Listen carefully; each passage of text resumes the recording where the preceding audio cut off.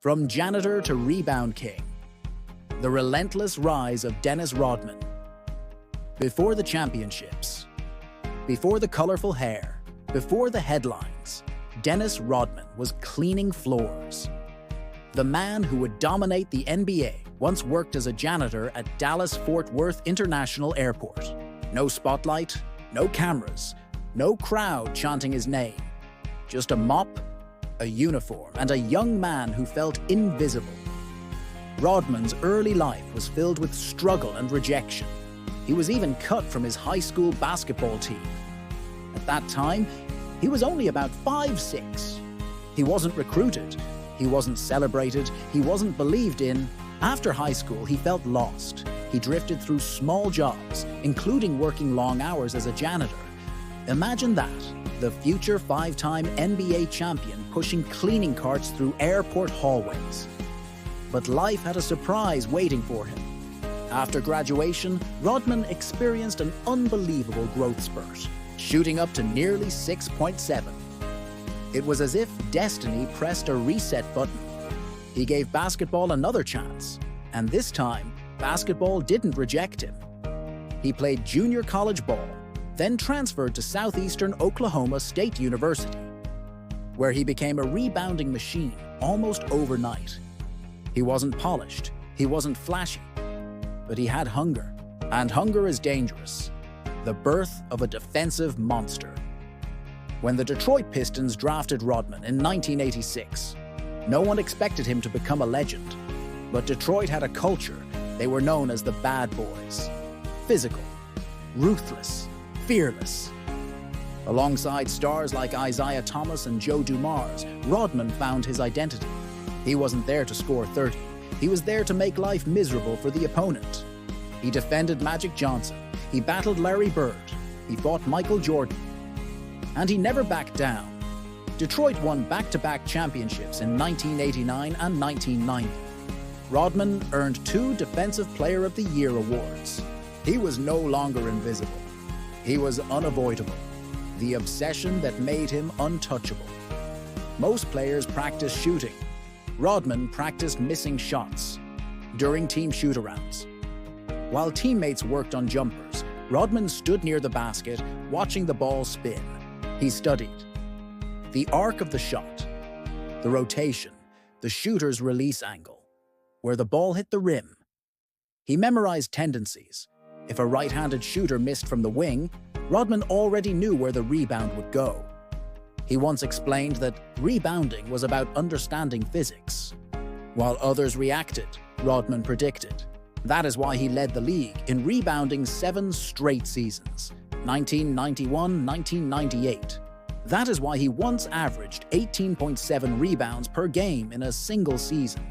And that is why, even today, no modern player has dominated the boards with that level of sustained intensity. The Chicago Dynasty years, when Rodman joined the Chicago Bulls in 1995.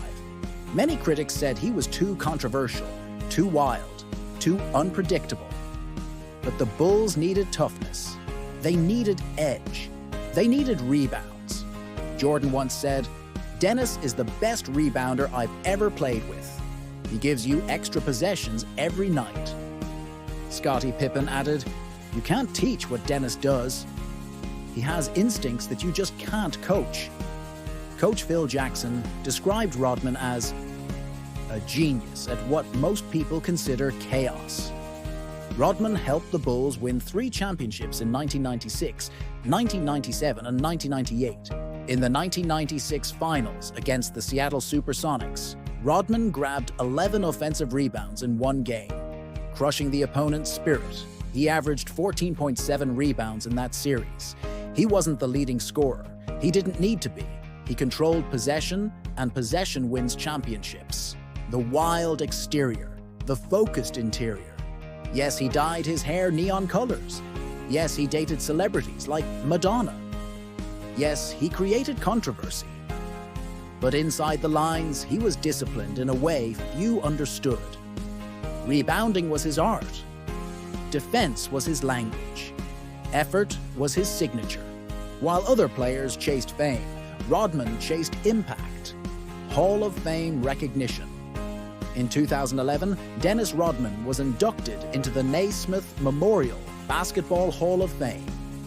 During his emotional speech, he reflected on feeling misunderstood throughout his career. Behind the tattoos and headlines was a man who once felt invisible, a janitor who nobody noticed. Now, the entire basketball world stood and applauded him. That is transformation. Why his rebounding record still feels untouchable. Modern basketball is faster, more spacing, more three-pointers. Yet no one has matched Rodman's 7 consecutive rebounding titles. Why? Because rebounding requires relentless effort, pain tolerance, study and preparation, sacrifice, a willingness to do the dirty work. Rodman loved the dirty work. He loved the collision. He loved the grind. He loved what others ignored. And that's why his legacy on the board still stands tall. The moral lesson of Dennis Rodman. Never let where you start determine where you finish. From janitor to Hall of Famer, from invisible to unforgettable, from cleaning floors to cleaning the glass. You don't have to be the main scorer. You don't have to follow the traditional path. If you master your role, if you obsess over your craft, the world will eventually notice. Dennis Rodman proved that greatness doesn't always look polished. Sometimes it looks like sweat, bruises, and relentless effort. And sometimes it starts with a mop.